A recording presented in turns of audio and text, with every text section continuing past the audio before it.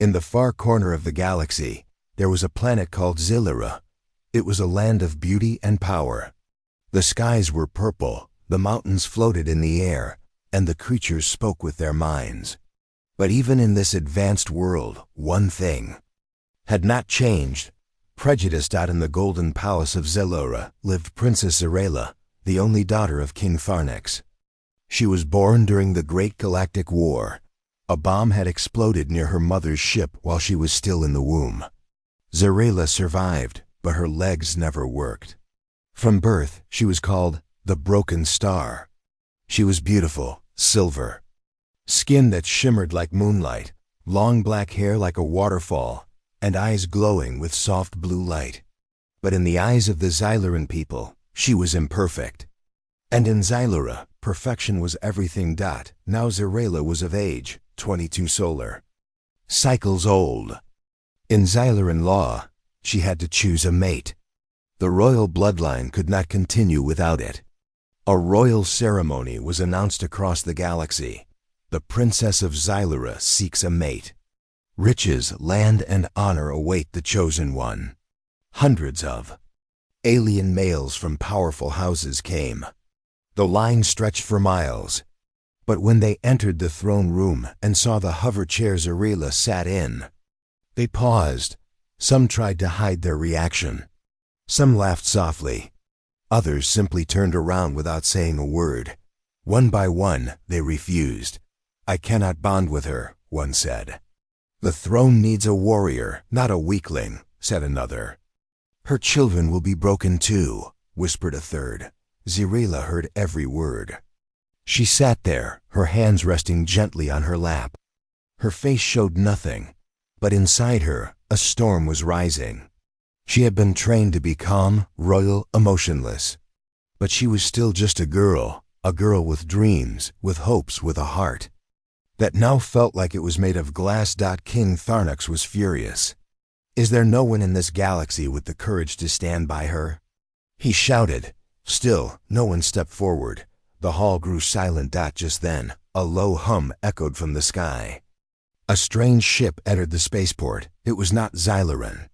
It was small, old, and dusty, clearly from a far-off world. A man stepped out. Tall, dark hair, brown skin, and rough hands. He wore no crown, no armor, just a simple space jacket with an old earth patch. He was human. The guards moved to stop him. "You are not on the guest list," one said. But the king raised his hand. "Let him speak." The man stepped forward and looked around. He saw the shining walls, the floating statues, the flying lights. He smiled. Then he looked at Zerela, and he did not look away. He did not flinch. He did not frown. He walked up to the princess, slowly, with calm eyes. Then, softly he said, "My name is Leo. I'm from Earth. I came here because I heard the princess needed a mate." Gasps filled the room. A human? From that primitive world? And he wanted her? Zerela looked at him closely. His voice was soft. His eyes were kind, but she had been hurt before. She replied, "You see me now. You know I cannot walk. You know. Others have rejected me. Why are you here?" Leo smiled.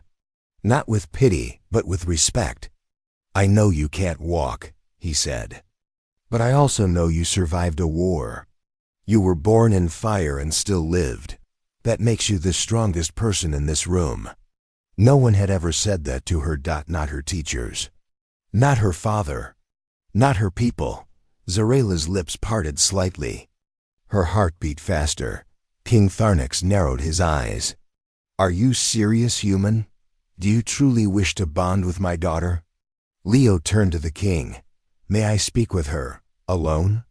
Another wave of gasps. No one had ever asked to speak with the princess alone. The king hesitated. Then not a guard stepped back. Leo and Zerela were left in the quiet throne room. Only the stars outside could hear what they said next. Zerela leaned forward, searching his face. "Do you truly want me? Or the reward?" she asked. Leo didn't answer right away. He just looked at her, really looked. Then he said, "You're not a prize. You're a person. And I want to know the person. For the first time in years. Zarela smiled. The throne room was quiet now. The guests had left, confused and angry. The king remained silent, watching closely from the shadows. But in the center of that grand space, only two people mattered. The rejected princess and the stranger from Earth. Leo stood in front of her, hands relaxed, eyes soft but steady. Zarela sat in her floating chair, unsure of what to feel. For the first time in her life, someone had looked at her like she was not broken, not strange, not less. The silence stretched, but it wasn't uncomfortable. It was full of questions that had no words yet. You're different, she finally said. I get that a lot, Leo replied with a small smile. She tilted her head. You don't stare at my legs. I noticed them, Leo said honestly. But I didn't come here to look at your legs. I came here to meet the person the galaxy keeps rejecting. Zarela blinked. That answer surprised her. I'm not what you think I am, she said quietly. Then tell me what you are, Leo replied. I want to hear it from you. Zarela looked down at her hands. They were shaking slightly. She had never told anyone her real story. Not like this. Not honestly. Everyone only saw the princess who couldn't walk, the girl who sat in silence during royal meetings, the heir who couldn't join the battle or fly ships. But now someone was asking. And something about Leo's voice made her speak. I was born during a war, she said. My mother's ship was hit by plasma fire. She survived, but I was damaged. My nerves never formed fully. My legs never moved. Doctors said I'd never walk. Leo listened without interrupting. Not once did he look away. They hid me for years, Zarela continued. Said the people wouldn't accept a weak heir. When I was 12, I begged them to let me train. I wanted to pilot ships, fight, lead, but they said no. All I had was my mind, so I studied every book, every star map, every battle plan. Her voice trembled now, but it was never enough. They want queens who stand tall, not ones who float in a chair. Leo finally spoke. They want strength, but they don't know what it really means. Zarela looked up at him. He stepped closer, slowly, like approaching a wild animal that might flee. I've seen soldiers lose limbs, he said. I've seen brave men cry alone in the dark. And I've seen people like you, who keep standing in their own way, even when their legs don't. That's real strength. And I don't care what anyone else sees. Zarela felt something strange in her chest. A warmth, unfamiliar and almost painful. For years she had been alone in a palace full of people. No one had ever made her feel seen. Why are you really here, Leo? She asked. I heard the call, he answered. But I didn't come for riches or titles. Earth is a small planet. We don't have much, but we know how to love. And when I saw the images of you, not the chair, not the crown, but your eyes, I knew I wanted to meet you. Her breath caught. You came across galaxies, just for that? Leo nodded. Just for you. The chamber doors opened again with a low creak. The king walked in, heavy steps echoing. His eyes narrowed, watching the human carefully. Your time is over, the king said. Guards will escort you out. Zarela turned sharply. No, let him stay. The king raised an eyebrow. He is not like the others, she said, voice steady. He did not come to mock. He came to listen. You think that's enough? The king growled. This man is human. He cannot carry our bloodline. Zarela's eyes did not move from Leo's. He can carry something better. Respect, care, honor. Leo placed a hand gently over his chest. With your permission, Your Highness, I wish to stay longer. Let me know her. Let her know me. If you still say no after that, I'll leave. The king stared at him for a long moment. Then, finally, he turned and walked away without a word. Leo let out a small breath of relief. Zarela smiled. That was brave, Leo shrugged. I've faced worse than angry kings, she laughed. A soft sound, unused for years. Come, she said. Let me show you my world. And as she guided her floating chair toward a hidden balcony, Leo followed. Not as a soldier, not as a suitor, but as a man willing to understand a woman who had been misunderstood all her life. Outside, the stars shone brighter that night, as if the universe itself knew. Something important had just begun. The stars above Xylura seemed calm, but something dangerous stirred beneath their light. In the palace, whispers grew like poison vines. News of the human who dared to speak with the broken princes had already reached every corner of the royal court. The nobles were not pleased. They had come expecting a short ceremony, a simple rejection, and another royal announcement. But instead, they saw a human, a low-born outsider, being welcomed where their own kind had been refused. This was not just a surprise. It was an insult. In a secret chamber beneath the palace, 3 noble sons stood together. Tall, proud, their skin glowing with golden veins, marks of the Xyluran elite. He's a parasite, one growled. He wants her throne. Worse, said another. He's making her feel valued. The third narrowed his eyes. He must be removed. Back in the royal gardens, Princess Xyrela guided Leo through a path only a few had ever walked. The flowers here were alive, glowing petals shifting in color with every emotion in the air. As they passed, the petals turned soft blue and violet. Calm, curious, open, Xyrela noticed and smiled. They can feel us. Leo looked around in wonder. On Earth, flowers just sit still. She chuckled. That sounds boring. Yeah, Leo said softly. Until now, I didn't know how much I was missing. They stopped beside a tree, made of crystal, its branches humming with a quiet song. Xyrela turned to him. No one has ever walked with me like this, she said. I always imagined, if someone did, they would be from my world, from my kind. Leo didn't speak. He just waited. Xyrela closed her eyes for a moment. Maybe that's why it never happened, she whispered. Maybe they were never meant to be the ones. Leo stepped closer, not touching her, but close enough for her to feel his warmth. I don't know what the future holds, he said gently, but I know what I see now. A woman who deserves to choose her path, not be chosen for it. For a long moment, she stared at him. Then the ground shook. It was subtle at first, like a soft tremor. But then the birds in the glowing trees scattered. The sky dimmed, and from the edge of the palace wall, an explosion of green flame lit the night. Leo pushed Xyrela back as guards came running. Protect the princess, one shouted. Assassins. From the shadows of the garden, strange figures emerged, cloaked in dark armor, faces covered. Their weapons pulsed with black energy, forbidden tech that only the noble houses used in secret wars. One assassin leapt forward, blade raised, but Leo was faster. He grabbed a fallen guard's staff and blocked the strike, spinning around to protect Xyrela. You brought weapons? She asked, shocked. Leo grunted as he blocked another hit. No, I brought my instincts. The fight was fast and brutal. Leo moved like someone who had fought for survival before. The assassins didn't expect him to be trained, but Earth soldiers, even low-tech ones, knew how to fight dirty. Xyrela tried to move her chair to help, but her path was blocked. A plasma bolt flew past her head, and she screamed.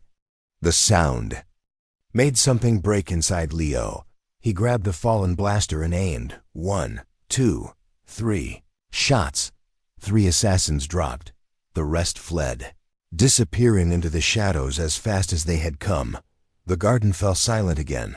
Leo rushed to Xyrela, breathing hard. Are you hurt? She shook her head. No, you? Nothing permanent, he said, wiping blood from his mouth. Guards surrounded them.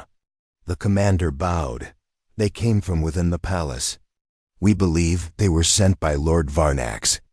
Zarila's eyes narrowed. He was the one who mocked me the most. He said no cripple should sit on the throne. Leo turned to her. He tried to kill us. You need to get out of here. She stared at him. Where would I go? Leo looked around. Is there any way out? Any secret way? She hesitated, then nodded. There is a path, she said, built by my mother long ago, hidden beneath the old archives. She called it her escape route during the war. No one else knows about it. Leo reached out his hand. Then let's go, now. Zirela took his hand, her fingers trembling, and together, they raced through the smoke and rubble, guided by memory and hope. As they moved through hidden corridors, Zirela turned to him. You could leave, she said. You don't have to. Risk your life for me. Leo didn't even slow down. I'm not here for safety. I'm here for you. She looked away, hiding the tears building in her eyes. They reached the base of the tunnel. A dark stairwell stretched into the unknown. Where does it lead? Leo asked. To an old starport. My mother's ship might still be there. Leo looked at her. Then we run, together. As they stepped into the dark, the door behind them slammed shut, and above them, the palace shook with another explosion. But they didn't look back. They were no longer a princess and a stranger. They were a team. Asterisk. The stairwell was cold and silent, untouched by light or sound for years. Dust floated in the air like ghosts from the past. Zirela led the way, her hover chair glowing faintly in the darkness, casting a blue halo around her.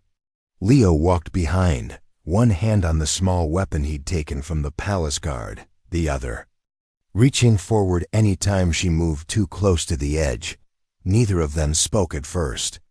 The sounds of explosions far above were fading now, but they both knew what it meant. The palace had fallen. Leo finally broke the silence. Is your father? I don't know, Zirela answered, her voice tight. If he's alive, he'll be under siege. They don't just want to stop our bond. They want to erase my bloodline. Leo frowned. And I thought Earth politics were bad. Zirela managed a small smile despite the fear in her chest. You're still joking? After fighting assassins? I joke when I'm scared, Leo sighed. Keeps the panic out of my lungs. She paused and looked back at him. You're scared? He met her gaze. Terrified. She blinked. Then slowly she nodded. Me too. For the first time, they stood not as royalty and protector, but as two frightened people, running from power, chasing a thin thread of hope. The tunnel opened into an underground docking bay. Old lights flickered above, waking from decades of sleep. Zirela moved ahead, searching the rows of long-abandoned ships. There, she said, pointing. A ship, shaped like a bird's wing, rested beneath a layer of silver dust. It was old, but strong. And more importantly, hers, Zirela's. Voice dropped. My mother named it Illyrian. She built it during the war. Said it would be my wings if I ever needed to fly. Leo ran his hand across the hull. Looks like she kept her promise. They boarded quickly. The control panels were different from anything Leo had seen, but Zirela's fingers danced across them like music. She activated the main core, and the ship began to hum. Then something strange happened. The back screen lit up, and a flickering transmission appeared. The king's face. Zirela, he said, voice cracked. If you hear this, I may not survive. Varnax has taken the throne room. You must run. Go to the stellar path. Your mother once found healing there. Perhaps you will too. Then the screen went black. Zirela stared at it for a long time. No tears fell, but her eyes shined with something deeper than grief. She turned to Leo. The stellar path, it's not a place. It's a hidden galaxy. One with ancient healing tech, far older than our people. My mother said it could fix anything, even damaged minds, broken bodies. Leo stepped closer. You think it could? Heal you? I don't know, she whispered. But I want to find out. He nodded. Then we go there. Outside, sirens began to wail. More ships were arriving. Probably Varnax's men. Zerila didn't hesitate. Her hand slammed the thruster command. The ship rose, shaking off years of stillness. Leo strapped himself into the co-pilot seat, eyes on the radar. 3 ships closing in fast, he said. Too slow, she replied. We'll be gone before they even lock on. The Illyrian shot through the underground launch tube. Dirt and stone crumbled around them. For a moment, it felt like the planet was trying to swallow them whole. Then, open sky. They burst into the upper atmosphere, fire trailing behind them. Lasers flew past. One hit their right wing. The ship shook violently. Stabilizer offline. Leo shouted. Zerila gritted her teeth. Manual control. She gripped the side levers, metal digging into her palms. The ship was screaming, every alarm howling like a dying animal. But she didn't let go. Leo stared at her in awe. You're flying this thing without stabilizers? Zerila didn't answer. She was locked in, focused, alive. The stars opened above them, wide, endless, welcoming. Zerila pushed the engine one last time, and they slipped into deep space. Silence returned. Only the soft hum of the ship remained. They floated in the dark, breaths slowly calming. Leo turned to her. You were incredible. Zerila leaned back in her chair, finally letting herself breathe. I haven't felt this alive in years. He smiled. You flew. I flew, she repeated, voice quiet and full of wonder. Without legs, I still flew. Then a warning light blinked on the console. Leo leaned forward. We've got a problem. Zerila's joy faded. What now? He checked the screen. Core temperature's unstable. That hit on the wing damaged the coolant line. We need to land soon. Zerila scanned the star chart. There's a moon nearby. It's quiet, no known life. We can make repairs there. They set course. But something strange happened as they approached the moon. Shadows moved on the surface. Not machines, not buildings, but shapes, living ones. Zerila narrowed her eyes. That moon was marked uninhabited.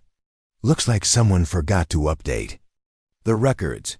Leo muttered. They landed anyway. Carefully, slowly. As the ship powered down, Zerila turned to him. If something happens, nothing's going to happen, Leo said firmly. We survive. That's what we do now. She gave him a long look. Then nodded. Together, they stepped out into the unknown. The air was cold. Too cold. And there was a sound, not loud, not soft. A whisper. As if the ground itself was breathing. Zerila felt a chill crawl up her spine. They weren't alone, and whatever lived on this moon didn't want them there. The moon had no name. At least not one written in any Xyleran record. It circled a dead star, cold and distant from any trade routes or colonies.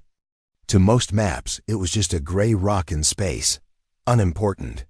But now, it was the only chance Zerila and Leo had to survive. Their ship, damaged and gasping, lay half buried in the moon's soft ash. The engine core had stabilized, but the coolant system was still broken. Leo had gone under the hull with tools, working in silence, while Zerila kept watch near the entrance ramp, her hover chair scanning the surroundings. But something felt wrong. The air was too quiet, the wind too smooth. The silence wasn't peaceful. It was watching. Leo wiped sweat from his forehead. These wires are fried. I can patch them, but we'll need at least one full rotation on this moon to let the system cool. How long is one rotation? Zerila asked. Leo checked the scanner. Around 10 Earth hours. She looked up at the pale sky. Then we stay, just for tonight. Leo stood, stretching his back. We'll take shifts. I'll keep watch first. No, Zerila said, her voice firm. We'll stay awake together." That was the first time Leo noticed the slight tremble. "In her hand, you feel it too," he said quietly. She nodded. "This moon is not dead." They set up a small energy field around the ship's entrance. Not much, just a flickering barrier to warn them if something came too close. Then they sat together on the edge of the ramp, the stars above barely moving. Zirila looked around. "You ever been somewhere that feels haunted?" Leo nodded slowly. "Once, during a mission on Earth's Mars colony. We lost a team in a cave system. When we went to find them, we never found the bodies, but we heard them, whispering. What did they say?" Leo looked down. Nothing that made sense. Just fear. Zirila said nothing for a long moment. Then, just as she was about to speak, a sound drifted through the air, a low hum. Like a voice with no mouth. Both of them froze. Then a whisper, not from outside, inside their minds. Leo clutched his head. "Did you hear that?" Zirila's eyes widened. "It said my name." The hum grew louder. Shapes began to move at the edge of their vision. Not solid, not shadows. Not creatures. Memories. Leo stood, breathing heavily. No, that's not real." Zirila turned toward him, but her voice was shaky. "What do you see?" "My brother," Leo said. "Dead. He's standing in front of me, saying I left him behind." Zirila gasped. "And I see the war, the explosion. My mother's body. I was a baby, but I feel it. The moon wasn't showing ghosts. It was dragging out pain, pulling the deepest fears from their hearts and placing them outside their bodies." Zirila's hover chair jerked forward as if something had grabbed it. She screamed. Leo snapped out of his trance and grabbed her hand. "We have to go inside the ship. Now!" He pulled her through the barrier. As soon as they crossed, the visions vanished. The whispering stopped. Their minds cleared. They collapsed onto the floor, breathing hard. Zirila trembled. "This moon, it's alive," Leo nodded. "Or it's feeding on us." He stood and went to check the systems. The ship's sensors had begun flashing strange signals. Not just movement, emotions. As if the moon had a nervous system. "It doesn't want us here," he said. "No," Zirila whispered. "It wants to break us." Leo turned to her, suddenly serious. "That thing showed me my past, Zirila. I never told anyone about my brother. He died during training. I was the last one to see him. I told him we'd make it out. We didn't." Zirila looked up at him with wide eyes. "I've always blamed myself," he said. "Every time I looked in the mirror, I saw a coward." She reached for his hand. "You are not a coward. You saved me. You fought for me when my own people left me alone." Leo held her hand tightly. "I don't care what this moon tries to." "Show me," he said. "What I see in you is stronger than fear." Her voice broke. "Even if I never walk?" "You already walk," he said, "just not with your feet. You lead with your heart." The ship groaned softly. The moon seemed to shudder around them. As if angered by their strength, Zirila looked at the console. "There's something else. A signal. It's coming from beneath the surface." Leo narrowed his eyes. "Is it calling us?" Zirila touched the screen. "No, it's inviting us." He sighed. "That's not better, I think." "Whatever is down there, it may have the answers," she said. "About the healing. The stellar path. My mother came here once. Maybe she left something behind." Leo thought for a moment. "We go together," he finally said. "Always." She answered. They loaded up a small pod, enough for two, and followed the signal to a deep cave carved into the side of a glowing cliff.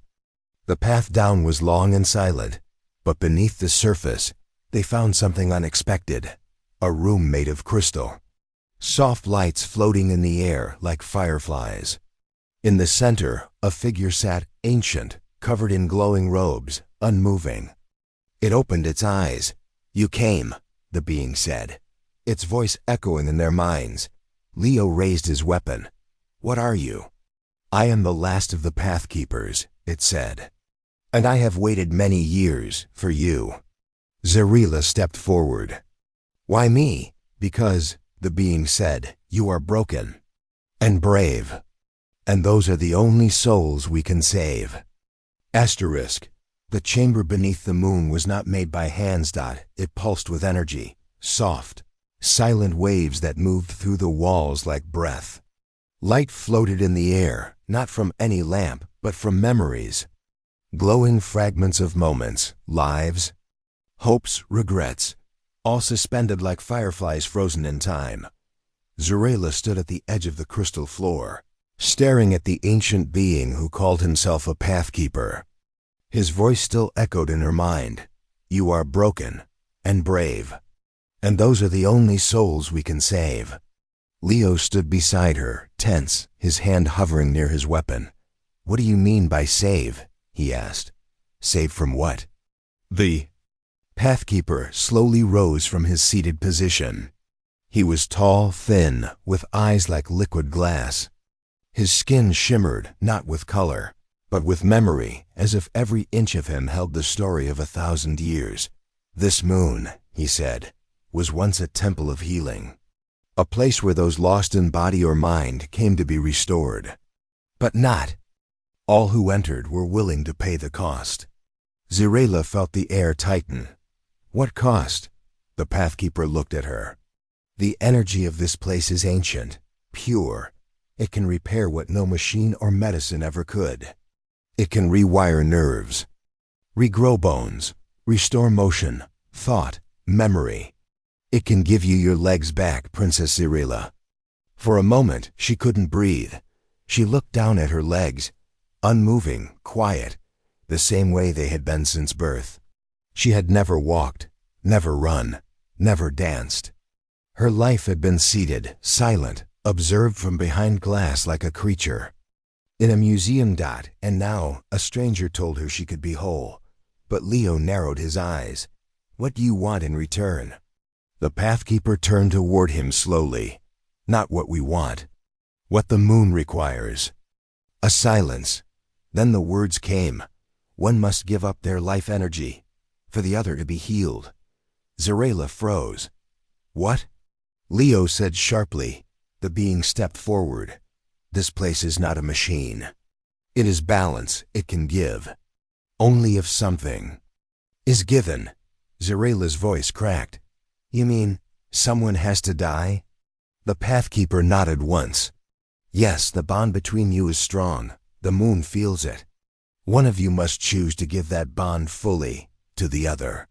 That is how healing is earned." Leo stepped forward instantly. "Take mine." "Leo," Zarela gasped. He didn't look at her.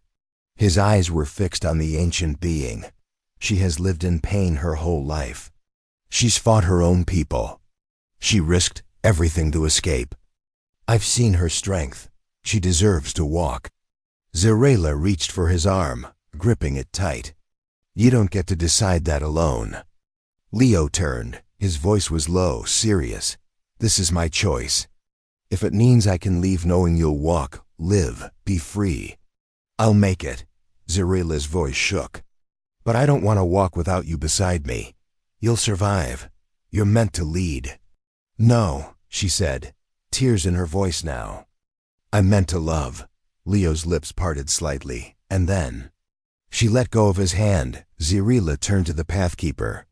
"I reject the gift." The chamber went still. Even the floating lights froze in place. "You what?"